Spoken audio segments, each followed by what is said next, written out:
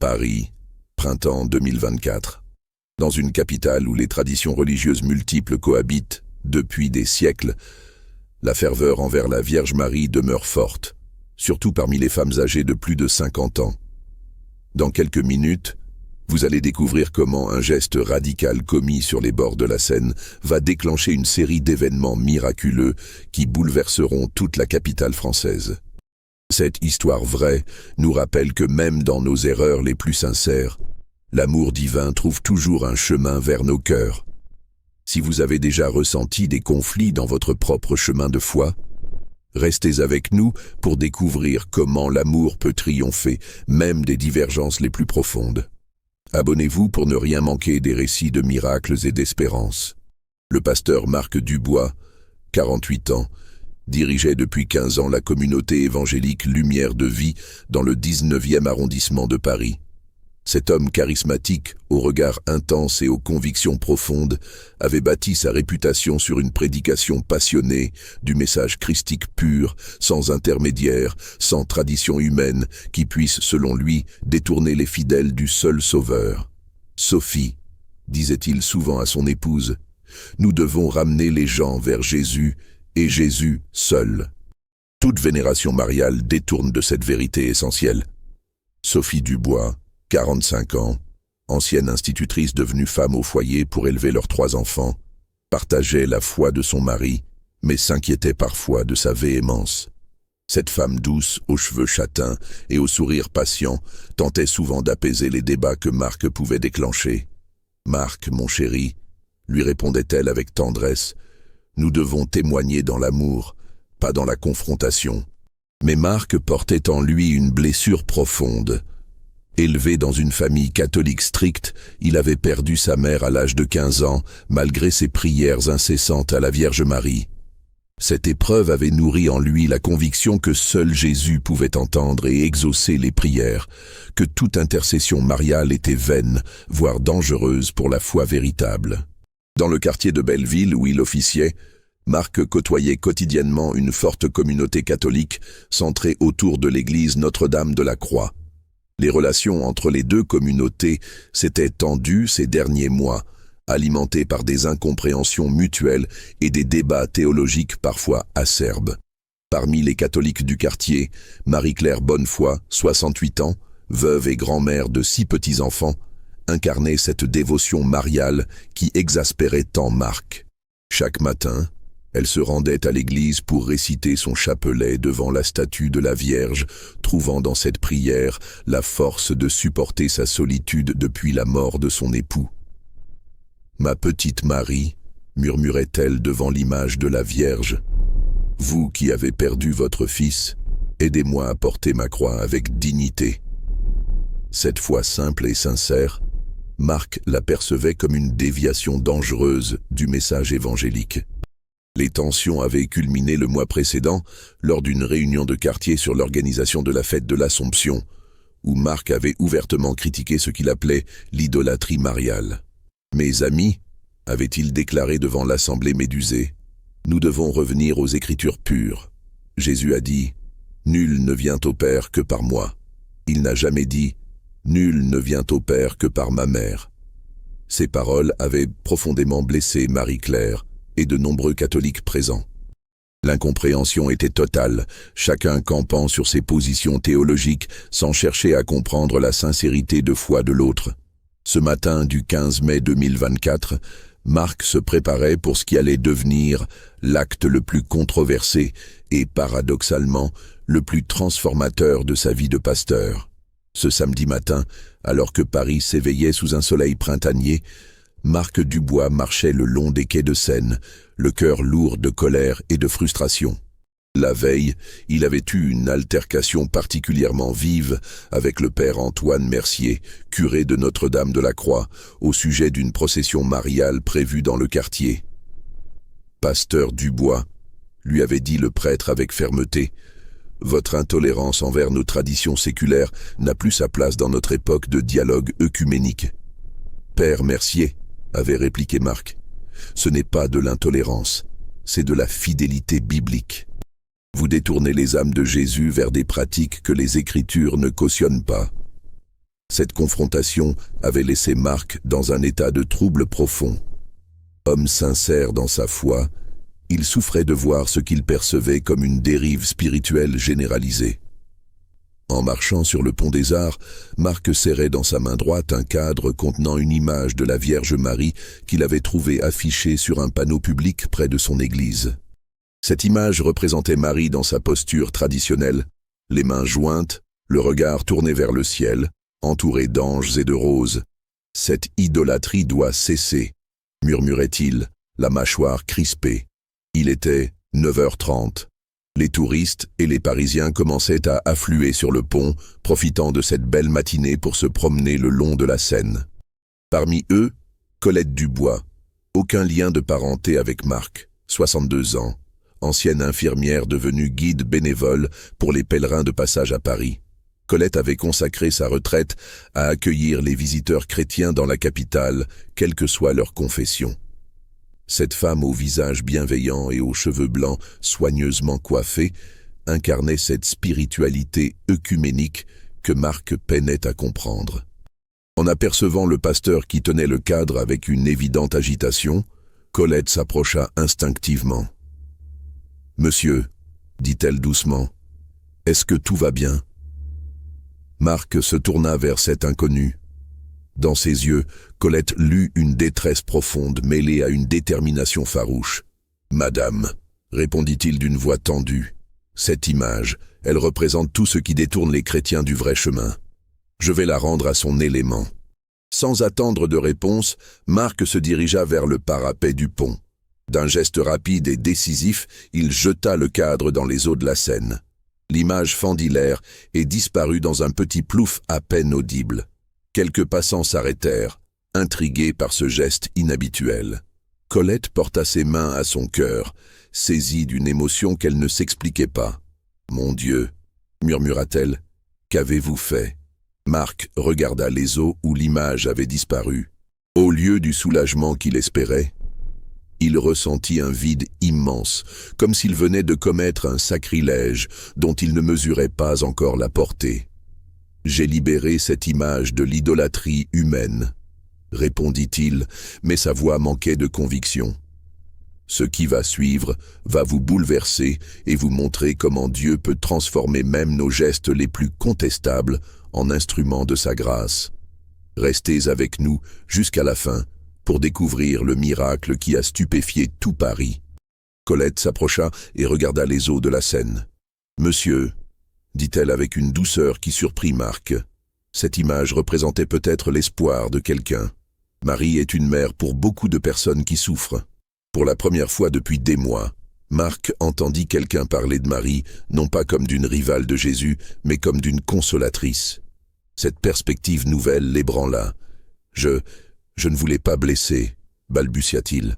« Je voulais que les gens prient Jésus directement. » « Et si, » répondit Colette avec sagesse, « Marie menait justement vers son fils, et si elle était un chemin vers Jésus plutôt qu'un détour ?» Cette question entra Marc dans les jours suivants et amorcera une transformation spirituelle qu'il n'imaginait pas possible. En rentrant chez lui, Marc ne dit rien à Sophie de ce qu'il avait fait, mais son épouse, qui le connaissait par cœur, remarqua immédiatement son trouble. « Marc, » lui dit-elle en posant une main tendre sur son épaule, « qu'est-ce qui ne va pas? Tu as l'air différent. » « Sophie, » répondit-il en la prenant dans ses bras, « je crois que j'ai fait quelque chose de terrible et je ne sais pas comment le réparer. » Cette nuit-là, Marc ne dormit pas. Pour la première fois depuis des années, il se demandait si sa compréhension de la foi était complète ou si elle n'était qu'un fragment d'une vérité plus vaste qu'il refusait de voir. Les jours qui suivirent furent pour Marc Dubois les plus troublants de sa vie de pasteur. L'image jetée dans la Seine hantait ses pensées et ses nuits étaient peuplées de rêves étranges, où la Vierge Marie lui apparaissait, non pas comme une figure de reproche, mais comme une mère blessée tendant la main vers son enfant égaré. Dans son rêve récurrent, Marie lui parlait avec une voix d'une douceur infinie.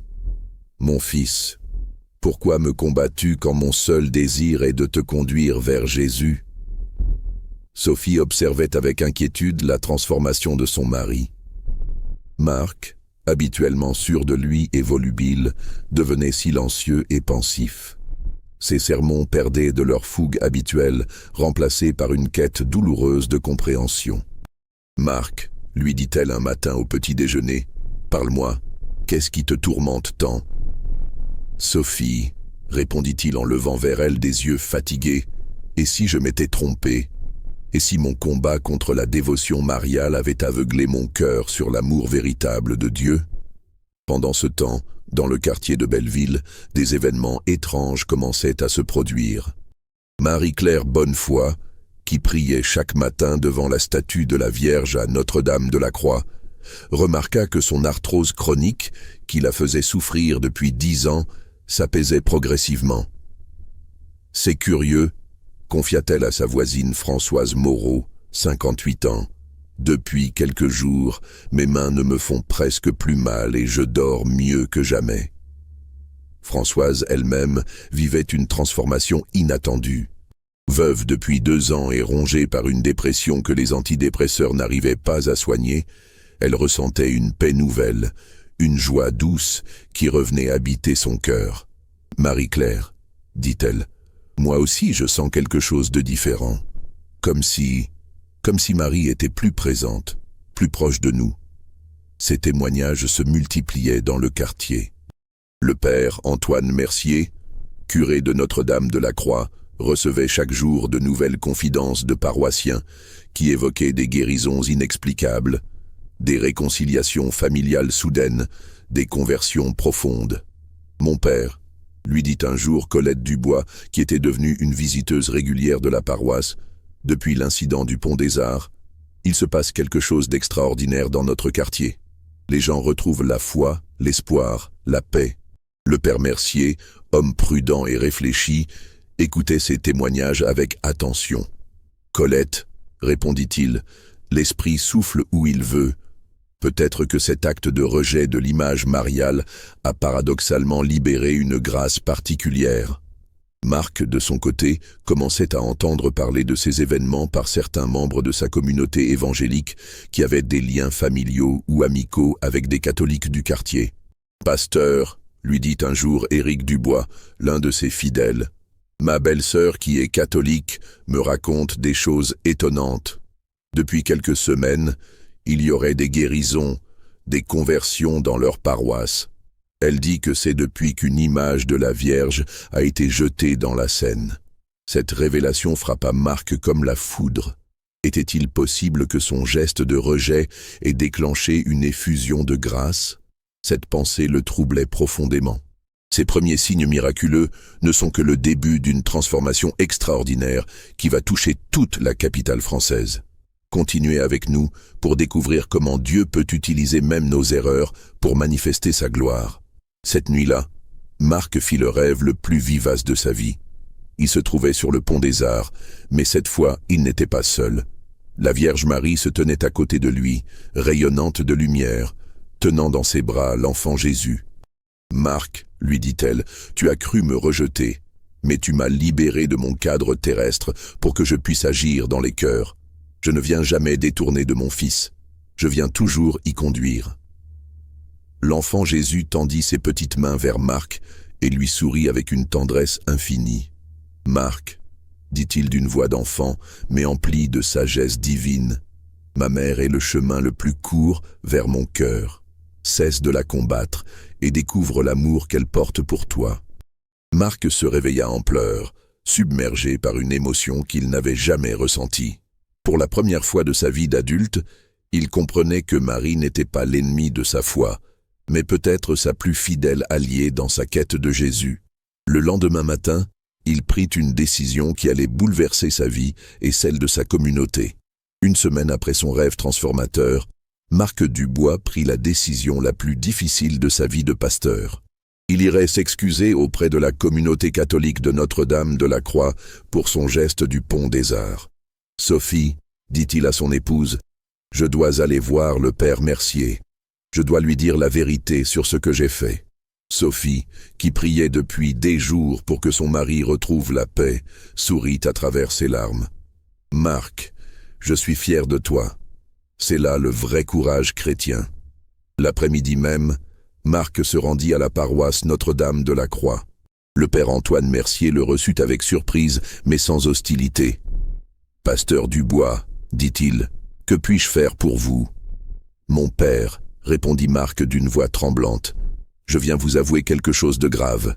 C'est moi qui ai jeté l'image de la Vierge dans la Seine depuis le pont des Arts.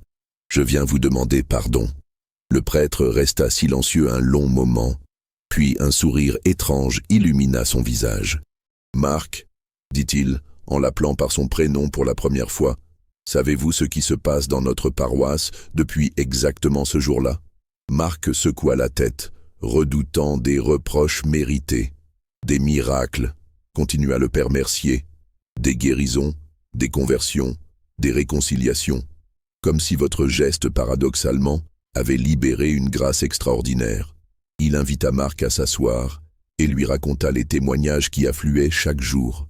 Marie-Claire Bonnefoy avait vu son arthrose disparaître complètement. Ses analyses médicales confirmaient une amélioration inexplicable de l'état de ses articulations.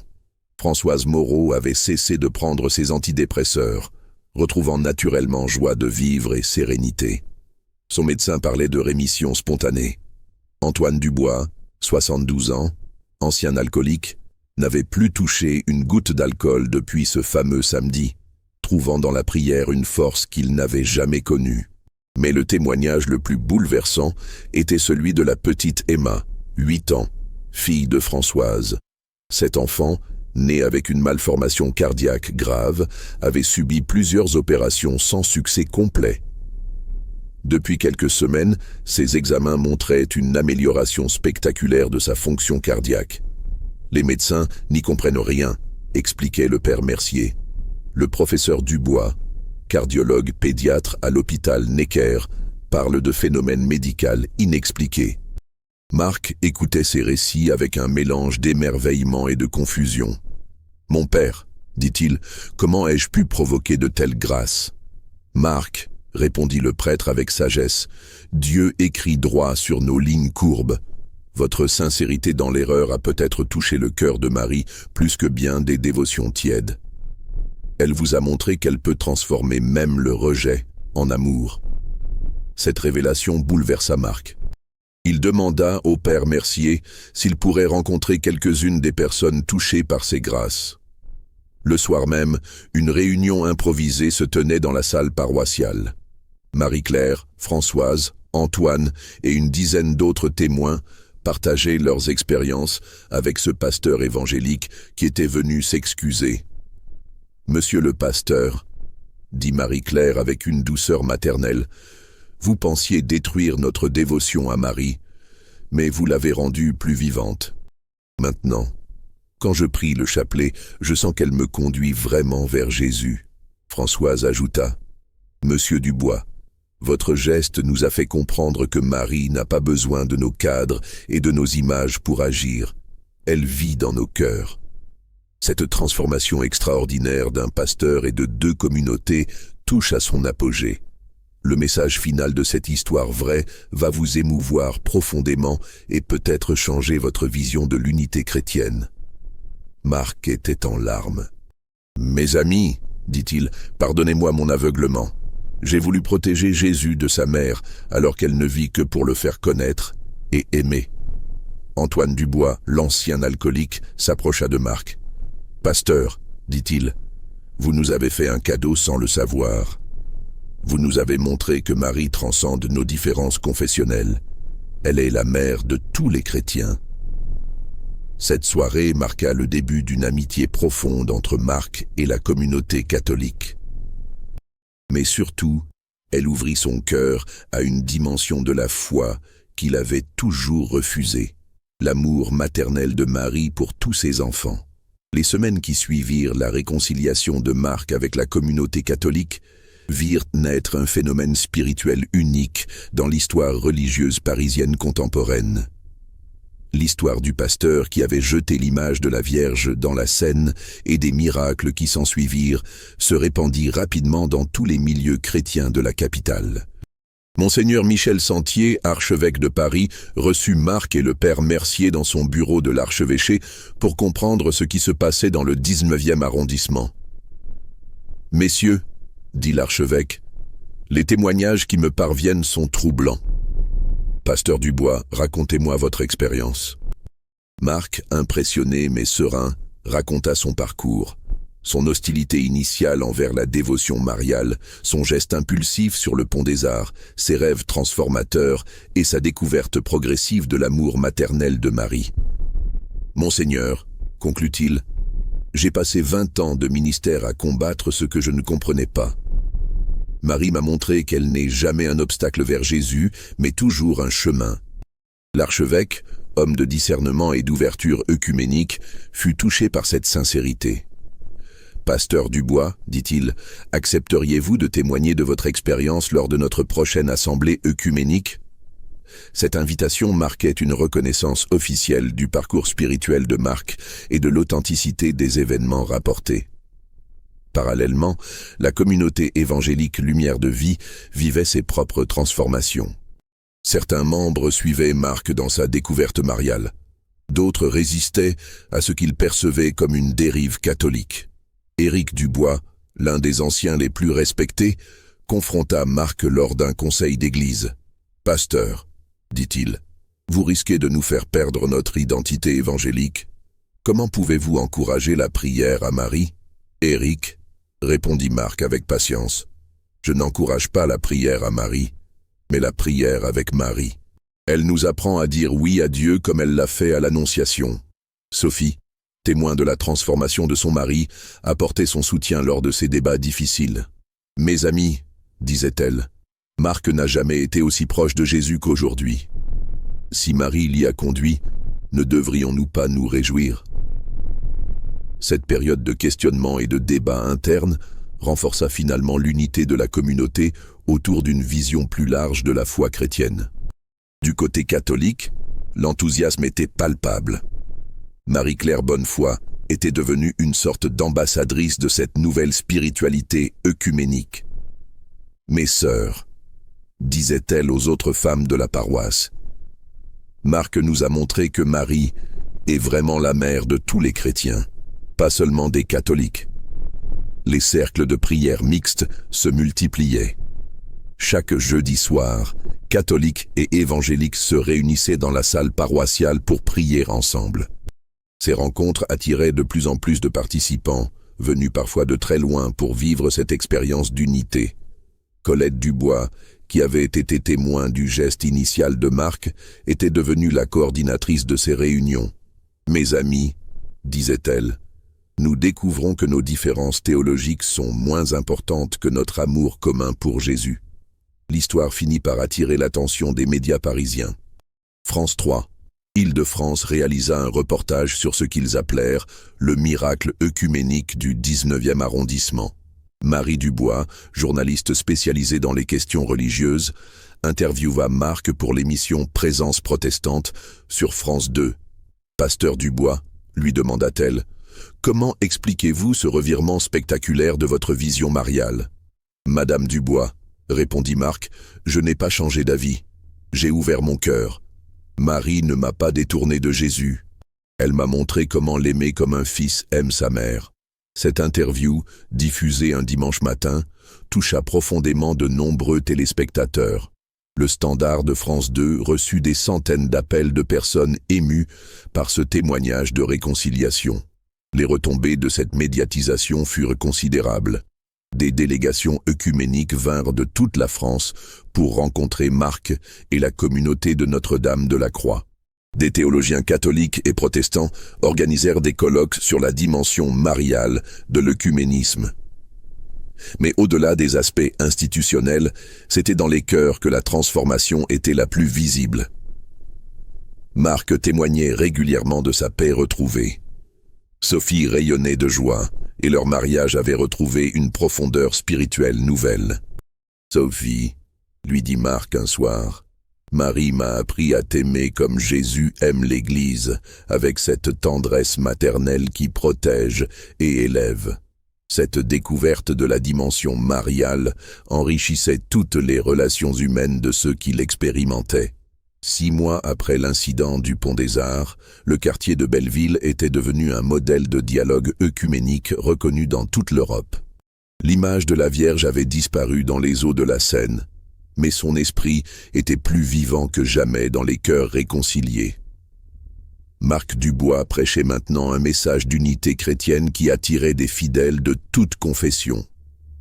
Sa communauté Lumière de Vie avait grandi, enrichie par des catholiques désireux de redécouvrir la centralité du Christ et des orthodoxes séduits par cette spiritualité mariale œcuménique. « Mes frères et mes sœurs », déclarait-il lors de ses prédications, « j'ai appris que Marie ne nous éloigne jamais de Jésus. Au contraire, elle nous apprend à dire oui à Dieu, avec la même simplicité qu'elle a montrée à Nazareth. » Sophie avait développé un ministère d'accompagnement des couples en difficulté, s'inspirant de l'exemple de Marie et Joseph pour aider les époux à grandir dans l'amour mutuel et la foi partagée. La paroisse Notre-Dame de la Croix rayonnait d'une joie nouvelle. Le père Antoine Mercier avait instauré des messes œcuméniques mensuelles où protestants et catholiques priaient ensemble, chacun gardant ses particularités liturgiques mais partageant la même adoration eucharistique. Marie-Claire Bonnefoy, complètement guérie de son arthrose, avait fondé l'association Marie, Mère de l'Unité, qui organisait des pèlerinages œcuméniques et des formations sur la spiritualité mariale pour toutes les confessions chrétiennes. « Mes enfants », aimait-elle répéter, « Marie nous enseigne que l'unité ne signifie pas l'uniformité. Nous pouvons être différents et rester frères. » Françoise Moreau, libérée de sa dépression, avait retrouvé sa vocation d'enseignante en créant une école catéchétique œcuménique où enfants catholiques et protestants apprenaient ensemble les bases de la foi chrétienne. Sa fille Emma, dont le cœur avait été miraculeusement guéri, était devenue la petite mascotte de cette communauté réconciliée. « Quand je prie, disait-elle avec sa candeur d'enfant, je demande à Marie de me conduire vers Jésus et à Jésus de me parler de sa maman. » Cette simplicité enfantine touchait tous ceux qui l'entendaient et rappelait que l'Évangile s'adresse d'abord au cœur pur. En décembre 2024, le Conseil œcuménique des Églises en France décerna à la communauté de Belleville le prix de l'unité chrétienne pour leur témoignage exceptionnel de réconciliation confessionnelle autour de la figure mariale. Monseigneur Sentier et le pasteur François Claveroli, président de la Fédération protestante de France, remirent conjointement cette distinction à Marc et au père Mercier lors d'une cérémonie émouvante à Notre-Dame de Paris. « Mes frères, » déclara l'archevêque, « vous nous montrez que Marie est vraiment la mère de l'unité. Elle qui a donné Jésus au monde continue de nous donner les uns aux autres dans l'amour fraternel. » Le pasteur Claveroli ajouta, « Cette expérience nous enseigne que nos différences théologiques ne doivent jamais masquer notre foi commune au Christ Sauveur, né de la Vierge Marie. » En mai 2025, exactement 1 an après son geste sur le Pont des Arts, Marc retourna sur les lieux, accompagné de toute sa communauté œcuménique. Au lieu de jeter une image dans la Seine, ils y jetèrent des roses blanches en signe de reconnaissance pour les grâces reçues.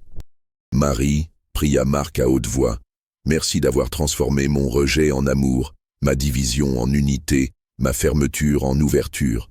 Continue de nous apprendre à aimer Jésus, comme tu l'as aimé Colette Dubois. » Devenue la biographe officieuse de cette aventure spirituelle, immortalisa ce moment dans son livre « De la Seine au ciel ». Quand Marie réconcilie ses enfants, qui devint un best-seller dans toute la francophonie. Cette histoire extraordinaire nous enseigne que Dieu peut écrire droit sur nos lignes les plus courbes. Marc Dubois pensait défendre la pureté évangélique en rejetant Marie, mais il a découvert qu'elle était la gardienne la plus fidèle du message de son Fils. L'unité chrétienne ne se construit pas dans l'uniformité, mais dans la reconnaissance mutuelle de nos richesses spirituelles complémentaires.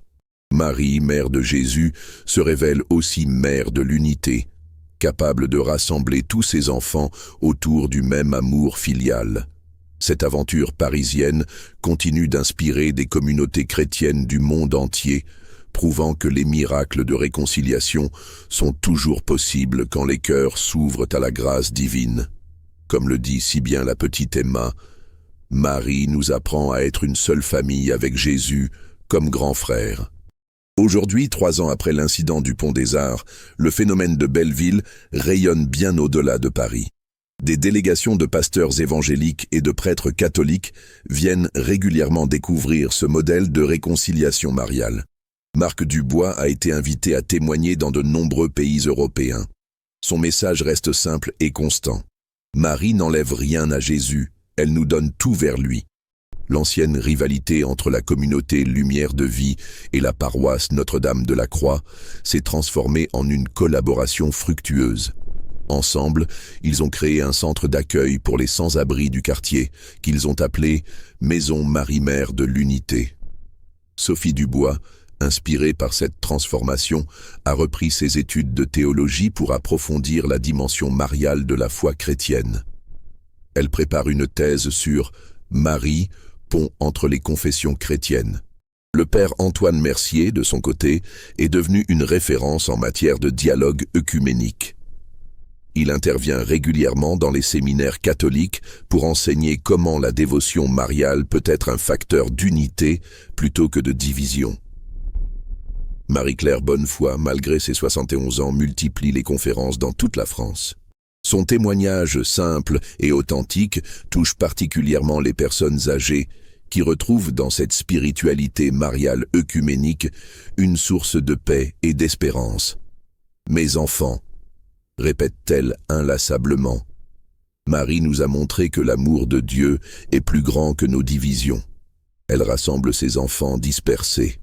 Françoise Moreau a publié un livre de témoignages intitulé « Quand Marie guérit les cœurs brisés », qui connaît un grand succès dans les milieux chrétiens européens. Son école catéchétique œcuménique accueille maintenant plus de 200 enfants de toutes confessions. La petite Emma, maintenant âgée de 11 ans et en parfaite santé, est devenue le symbole vivant de cette réconciliation. Elle participe régulièrement aux cérémonies œcuméniques, apportant par sa présence joyeuse un témoignage silencieux mais éloquent de la puissance de l'amour divin. Quand les grandes personnes se disputent sur Marie, dit-elle avec sa sagesse d'enfant, moi je lui demande de les aider à se réconcilier. Elle le fait toujours. L'association Marie, Mère de l'Unité, fondée par Marie-Claire, compte maintenant plus de 3000 membres répartis dans toute l'Europe. Elle organise chaque année un grand pèlerinage œcuménique qui attire des milliers de participants de toutes confessions chrétiennes. Le cardinal Peter Erdo, président du Conseil des conférences épiscopales d'Europe, a déclaré lors de sa visite à Belleville « Ce qui se passe ici préfigure l'avenir de l'œcuménisme en Europe.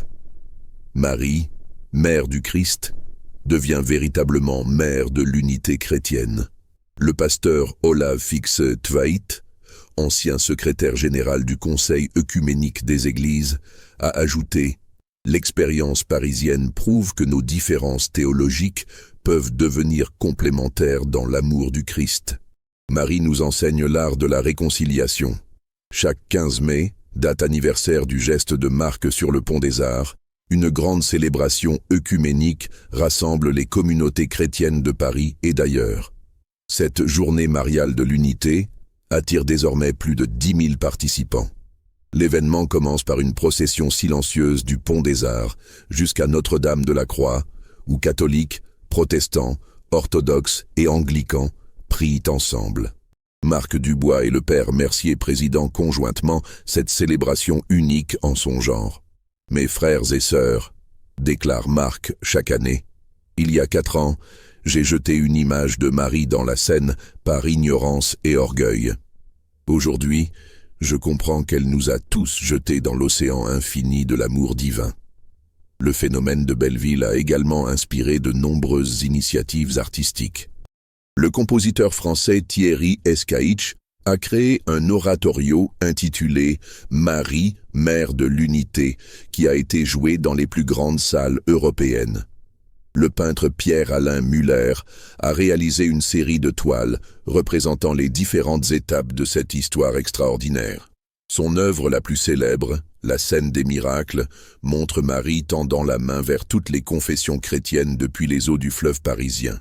L'écrivain catholique Fabrice Hadjadj et le théologien protestant Antoine Nouy ont coécrit un essai intitulé « Quand Marie réconcilie ses enfants, théologie de l'unité mariale », qui fait référence dans les facultés de théologie européennes.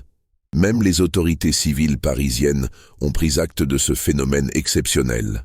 Anne Hidalgo, maire de Paris, a déclaré « Ce qui se passe à Belleville honore notre ville.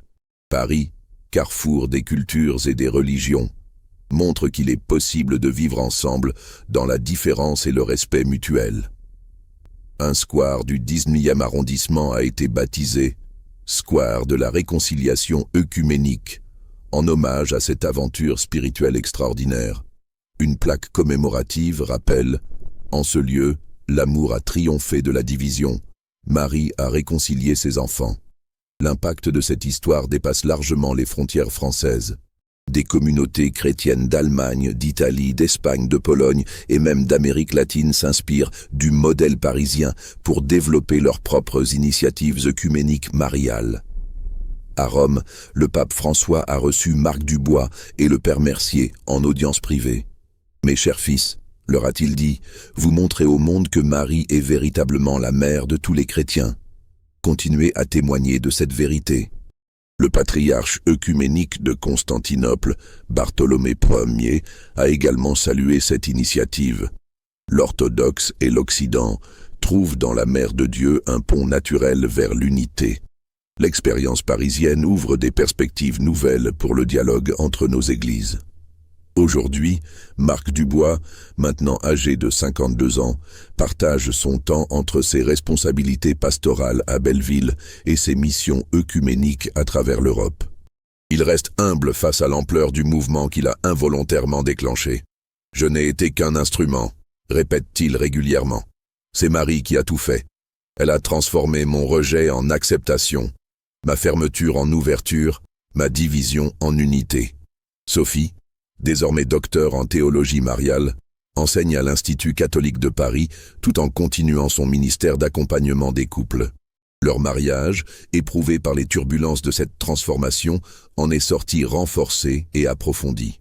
Leurs 3 enfants, Thomas, 19 ans, Marie, 17 ans, et Jean, 14 ans, ont grandi dans cette atmosphère de réconciliation œcuménique. Ils témoignent naturellement de cette unité chrétienne retrouvée dans leurs établissements scolaires et leurs groupes de jeunes. Pour nous, dit Marie, la fille du pasteur, il est évident que tous les chrétiens sont frères. Nous ne comprenons pas pourquoi les adultes se disputent parfois sur des détails quand l'essentiel est si clair. Jésus nous aime tous. Le père Mercier, maintenant âgé de 58 ans, envisage de demander à son évêque l'autorisation de créer une paroisse œcuménique expérimentale qui accueillerait officiellement les fidèles de toute confession chrétienne. Ce projet audacieux suscite beaucoup d'espoir et quelques résistances. Marie-Claire Bonnefoy, devenue à 71 ans une figure respectée du dialogue interconfessionnel, prépare un grand congrès européen sur Marie, mère de l'unité, qui se tiendra à Paris en 2026. Plus de 5000 délégués de toute l'Europe y sont attendus. Françoise Moreau continue son œuvre éducative avec une énergie remarquable. Son école catéchétique œcuménique est devenue un modèle imité dans toute la France. Elle prépare un manuel pédagogique qui sera publié simultanément par les éditions du Cerf et les éditions protestantes Olivetan. La petite Emma, maintenant adolescente, reste le symbole vivant de cette réconciliation. Parfaitement guérie de sa malformation cardiaque, elle envisage des études de médecine pour aider d'autres enfants malades à retrouver la santé. Colette Dubois, l'ancienne infirmière qui fut témoin du geste initial de Marc, travaille sur un 2e livre, Les miracles continuent, 5 ans après le Pont des Arts. Elle recueille les témoignages de tous ceux qui ont été touchés par cette grâce extraordinaire. Antoine Dubois, l'ancien alcoolique, a créé une association d'aide aux personnes en difficulté avec l'alcool et la drogue. Il témoigne régulièrement de sa guérison miraculeuse et de la force qu'il puise dans sa foi retrouvée. « Marie m'a sauvé la vie », répète-t-il simplement. Maintenant, j'aide d'autres personnes à découvrir cette source d'espérance. L'histoire de Marc Dubois et de la communauté de Belleville continue de s'écrire chaque jour. De nouveaux témoignages de guérison, de conversion, de réconciliation parviennent régulièrement aux responsables de cette aventure spirituelle extraordinaire. Des médecins, des psychologues, des sociologues étudient ce phénomène de Belleville qui défie les analyses rationnelles. Mais pour ceux qui le vivent de l'intérieur, l'explication est simple. C'est l'amour de Dieu qui agit par l'intercession de Marie. Si cette histoire vraie vous a touché, si elle a éveillé en vous l'espoir d'une unité chrétienne renouvelée, partagez-la autour de vous. Marie, mère de l'unité, continue aujourd'hui de réconcilier ses enfants divisés et de les conduire tous vers le cœur de son Fils Jésus. Abonnez-vous pour découvrir d'autres témoignages bouleversants de foi et de réconciliation. Et n'oubliez jamais, aux yeux de Marie, nous sommes tous ses enfants bien-aimés, appelés à nous aimer comme des frères et des sœurs dans le Christ. L'aventure continue, et chaque jour apporte de nouvelles preuves que l'amour divin peut tout transformer, même nos erreurs les plus sincères, en instruments de grâce et d'unité, comme le proclamait récemment Marc Dubois lors d'une conférence internationale à Genève. Marie nous a appris que l'œcuménisme ne consiste pas à gommer nos différences, mais à les harmoniser dans l'amour du Christ.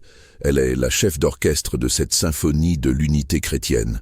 Et l'histoire continue, portée par l'espérance inébranlable que Marie, mère de l'unité, achèvera l'œuvre de réconciliation qu'elle a si merveilleusement commencée sur les rives de la Seine, en ce printemps mémorable de 2024.